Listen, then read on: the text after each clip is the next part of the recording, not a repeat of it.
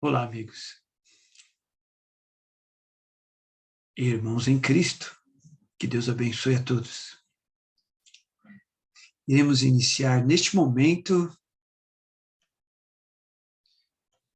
o curso Princípios do Decálogo. O objetivo deste curso é podermos retirar dos 10 mandamentos, por isso, decálogos, princípios para nós hoje.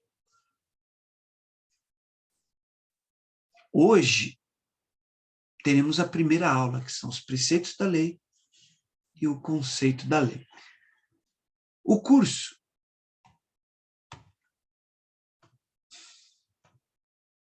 ele consiste em 10 aulas, como vocês estão vendo aqui, preceito e conceito da lei, a lei e a graça, o resumo da lei, o contexto da lei primeira parte, contexto da lei segunda parte, princípio da fé em Deus, o princípio da adoração autêntica, o princípio da propriedade e da solidariedade, o princípio do domínio próprio e, no final, a última aula, a 10ª aula, nós fazemos uma revisão de todo o decálogo. Para nós iniciarmos, vamos começar com um versículo da Bíblia. Um versículo da Bíblia muito importante, que é Romanos 10, capítulo 4. Está dizendo assim: porque o fim da lei é Cristo, para a justiça de todo aquele que crê. Eu gostaria que nós atentássemos para essa palavrinha. O fim da lei é Cristo. No grego que foi escrito, né? Se o fim da lei é Cristo, por que estudar a lei? Então, no grego, a palavra fim, telos, tem 2 significados. Fim, de final, conclusão, término, e fim de cumprimento e realização.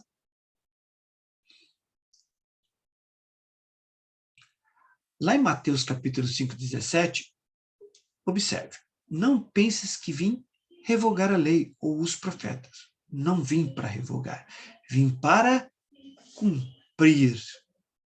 Observe que a palavra cumprir, ela é bem clara aqui.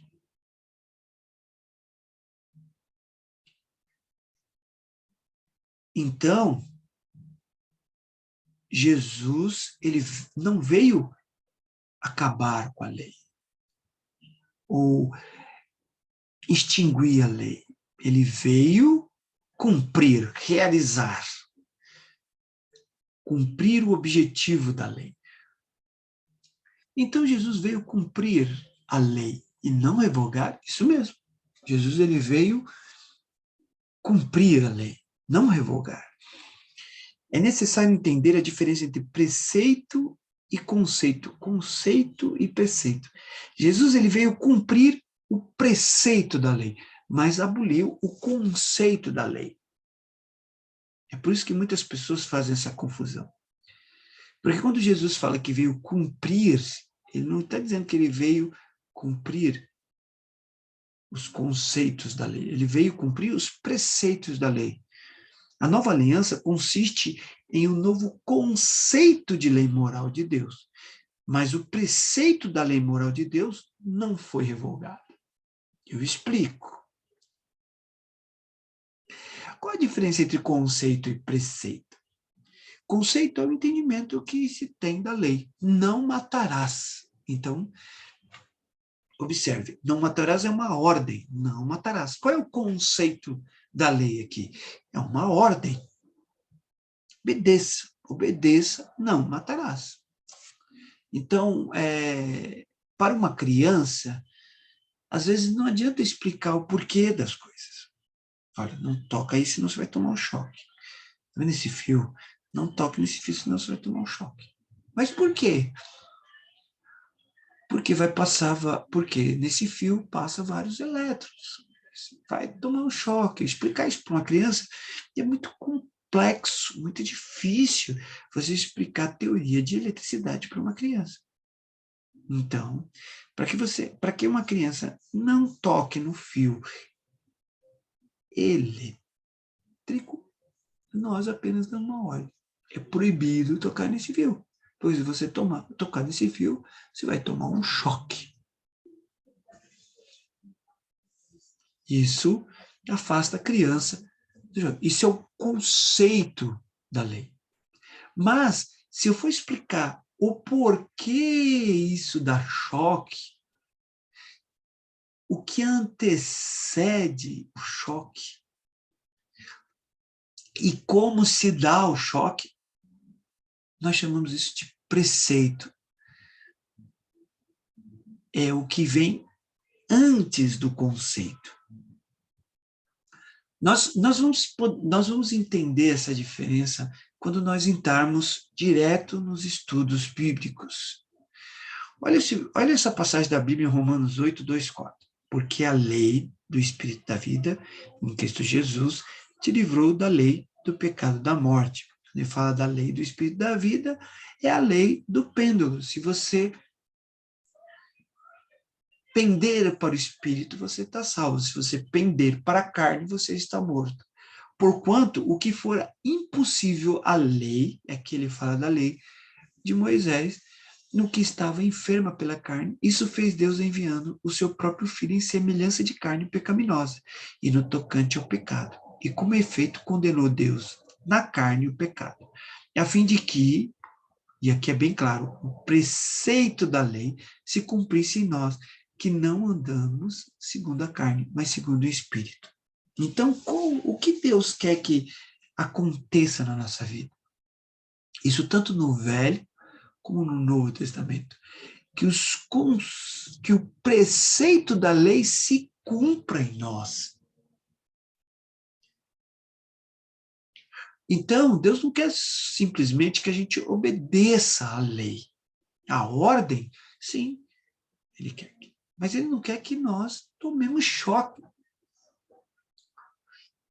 Mas o método que Deus utiliza, o conceito que Ele utiliza para passar esses preceitos da lei para nós, é um método diferente no Velho Testamento. O conceito é diferente. Vamos ver uma outra passagem da Bíblia, entendendo os preceitos da lei. Ai de vós, escribas e fariseus. Está em Mateus 23, 23, se quiser pegar uma outra Bíblia, outra versão, por exemplo, na NVI, ele não fala preceitos, ele fala exigências da lei. Ai de vós, escribas e fariseus hipócritas, porque dais o dízimo da hortelã, do endro, do cominho, e tendes negligenciados os preceitos mais importantes da lei, a justiça, a misericórdia, a fé. Devias, porém, fazer estas coisas, sem omitir aquelas. Mateus 23, 23. Observe que ele fala que eles têm pagado o dízimo, mas eles têm esquecido dos preceitos mais importantes da lei, que é justiça, misericórdia e fé. Observe, a lei é pagar o dízimo. O conceito é a ordem, vai lá e faz, dê o dízimo. Mas, antes do conceito, que é a ordem de pagar o dízimo, nós temos o preceito da lei. Preceitos, e aqui está dizendo os mais importantes: justiça, misericórdia e fé. O dízimo, para quem não sabe, era pago para os levitas, os sacerdotes, eram pagos para o sacerdote para que o sacerdote distribuísse para toda a tribo de Levi, os levitas. Por quê? Porque no Velho Testamento conta-se que existia 12 tribos, as 12 tribos de Israel. E todas essas tribos, as 12 tribos de Israel, receberam a sua herança, uma parte do território de Israel. Menos os levitas. Os levitas receberam apenas 5 cidades, que chamavam 5 cidades-estados, onde eles habitavam, distribuída entre todo o território de Israel. Mas eles não teriam tempo para poder cuidar de gado, fazer plantações. Por quê? Porque o trabalho específico deles era cuidar do tabernáculo. E mais tarde, com Salomão, né, que construiu o templo, eles teriam que cuidar do templo de Deus. Então, os trabalhos deles eram trabalhos religiosos e importantes, porque todas as festas e todos os rituais religiosos, eles teriam que ministrar esses trabalhos religiosos. Além de que somente uma família da tribo de Israel poderia carregar a arca da aliança. Então, se eles não cultivavam a terra, não cuidavam de gado, como é que eles iam se sustentar, se subsistir? Como que ia acontecer isso? Através da ajuda das outras 12 tribos. As outras 12 tribos davam o dízimo. Isso o que fazia? Justiça. Porque a prosperidade das outras tribos não iriam fazer com que a tribo de Levi, os sacerdotes, passassem fome, porque iria ajudar. Com a prosperidade deles, iriam ajudar os levitas e os sacerdotes.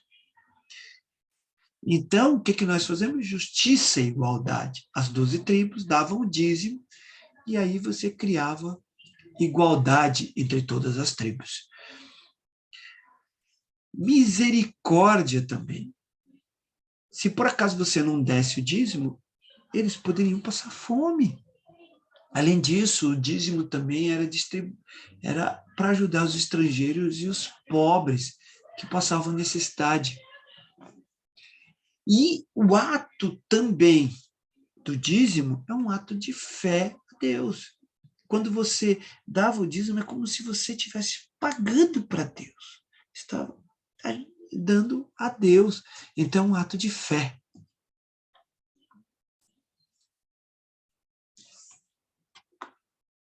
Então, o dízimo, que é uma ordenança da lei, conceito a ordem, né?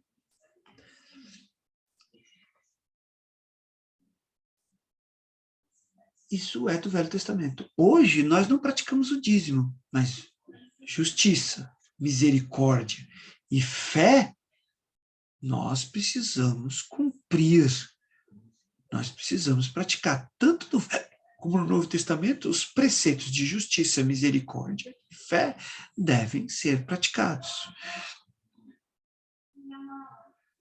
Por que estudar a lei do Velho Testamento? Para entendermos os preceitos, princípios da lei, que são válidos no Novo Testamento. Certo? Isso deu para entender, mas não é só isso, tá? Nós estudamos o Velho Testamento também como exemplo. Que nem eu vou ler aqui, em 1 Coríntios, capítulo 10. 1 Coríntios, quem quiser acompanhar nas suas Bíblias, pode acompanhar aqui, ó. 1 Coríntios, capítulo 10, versículo 1 em diante. Está dizendo assim: Irmãos, não quero que ignoreis que nossos pais estiveram todos debaixo da nuvem e todos passaram pelo mar. Todos foram batizados em Moisés, na nuvem e no mar. Todos eles comeram da mesma comida espiritual e beberam da mesma bebida espiritual, pois bebiam da pedra espiritual que os seguiam, e a pedra era Cristo. Deus, porém, não se agradou da maior parte deles, razão porque seus corpos foram espalhados pelo deserto. Ora, essas coisas aconteceram como exemplo para nós, para que não cobicemos as coisas más, como eles cobiçaram. Não vos façam idólatras como alguns deles, como está escrito: o povo assentou-se a comer e a beber, e levantou-se para farrear. Não nos prostituamos como alguns deles fizeram, e caíram num só dia 23.000. Não tentemos o Senhor, como alguns deles também tentaram, e foram mortos pelas serpentes. E não murmuremos, como também alguns deles murmuraram, e pereceram pelo anjo destruidor. Todas essas coisas lhe aconteceram como exemplo, e foram escritas para aviso nosso, para que já são chegados os fins dos séculos. Como nós podemos ver, o povo de Israel serve como exemplo para nós, porque da mesma forma que nós recebemos uma aliança, eles também receberam uma aliança. E isso implica em várias coisas. Eles não seguiram a aliança e ficaram prostrados no deserto. O que acontece conosco se nós não seguirmos a nova aliança da forma correta, como Deus quer que nós sigamos? Então, no Velho Testamento nós temos um povo que tinha uma aliança com Deus e tinha bons e bons exemplos. Outra coisa também, por que nós devemos estudar o Evangelho? É porque ele fala de Jesus. Se nós abrirmos nossa Bíblia lá em João, Evangelho de João, capítulo 5, versículo 39, está dizendo assim: examinai as Escrituras, porque pensais ter nelas a vida eterna. E são essas Escrituras que testificam de mim, Jesus falando isso. Então, Jesus fala que essas Escrituras testificam dele. Então, no Novo, nós estudamos no Velho Testamento para 3 objetivos básicos. Primeiro, para nós extrairmos os preceitos e os princípios da lei, que são válidos no Novo Testamento. Como exemplo, né, nós podemos tirar bons exemplos e maus exemplos do Velho Testamento. Bons exemplos para nós seguirmos e maus exemplos para nós não seguirmos. E também o Velho Testamento fala de Jesus. Desde Gênesis até Malaquias, nós vemos o Velho Testamento falando de Jesus. Por que foi necessário revogar os conceitos da lei? Vamos abrir, quem quiser acompanhar, aqui está na revista e atualizada, na versão revista e atualizada. Se você quiser comparar com a sua Bíblia, pode pegar a Bíblia, abrir a sua Bíblia e fazer a leitura. Efésios 2, 14, 16. Está dizendo assim: porque ele é a nossa paz, ao qual de ambos fez um, e tendo derribado a parede de separação que estava no meio, a inimizade, aboliu na sua carne a lei dos mandamentos, na forma de ordenanças, para que dos dois criasse em si mesmo um novo homem, fazendo paz, e reconciliaste ambos em um só corpo, com Deus, por intermédio da cruz, destruindo por ele a inimizade. Então, por que ele fala que ele, aqui, quando ele fala ele está falando de Jesus. Ele é a nossa paz, o qual de ambos fez um. Quando ele fala ambos aqui, ele está falando do povo judeu e o povo gentil. E fez um só povo, que é a igreja. A igreja, ela não procura pessoas específicas. Os judeus, eles tinham a sua descendência de Israel. Só o povo de Israel, era uma aliança somente para o povo de Israel. No Novo Testamento, não. É uma aliança para todas as criaturas que aceitaram Jesus Cristo como Senhor. Então, quando Cristo ele aboliu na carne a lei dos mandamentos, em forma de ordenança, né? Ele tira essa inimizade entre o povo judeu e o povo gentil, os povos estrangeiros. Ele tira essa inimizade, porque todos agora podem participar, formar a igreja, participar de um só corpo, de um só homem, como ele diz aqui. E aqui ele fala que aboliu na sua carne a lei de todos os mandamentos. Espera aí, mas ele não falou que os preceitos da lei nós seguimos hoje? Sim, os preceitos, não os conceitos da lei. O conceito da lei do Velho Testamento é baseado em ordenanças. Agora, no Novo Testamento, nós temos um novo conceito de lei, baseado somente nos preceitos. Então, não é mais agora não faça isso, não faça aquilo outro, faça isso, faça aquilo outro. Nós temos uma outra forma de praticar a lei moral de Deus. Ok, irmãos? Só para a gente entender, existe diferença entre o povo de Israel e a igreja.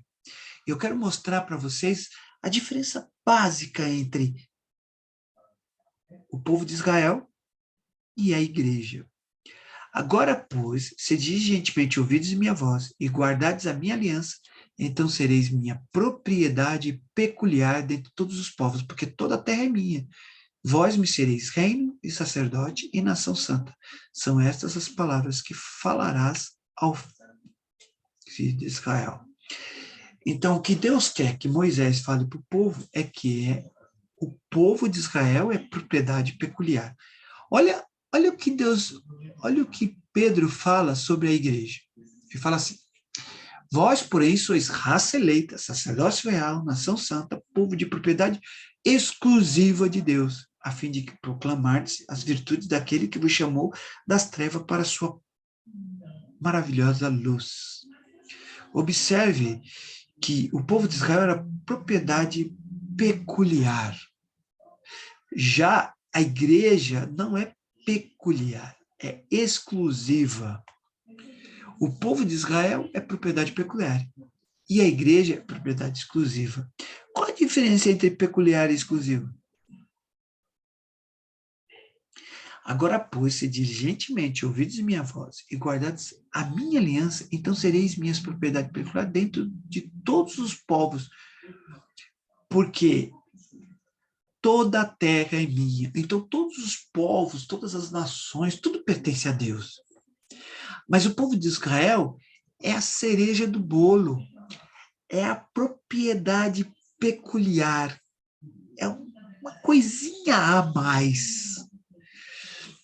É mais importante, isso significa que Deus vai dar uma atenção especial ao povo de Israel. De todos os povos, Deus vai dar uma atenção especial. E por isso eles recebem a lei de Moisés, que é uma lei civil e ritualística, né, ou cerimonial, são essas duas vertentes da lei, e ela contém a lei moral de Deus, que são os preceitos, foi dado ao povo de Israel. Por quê? Porque Deus está dando uma atenção especial a este povo. Diferentemente da igreja, né? Peculiar porque Deus deu atenção especial ao povo de Israel.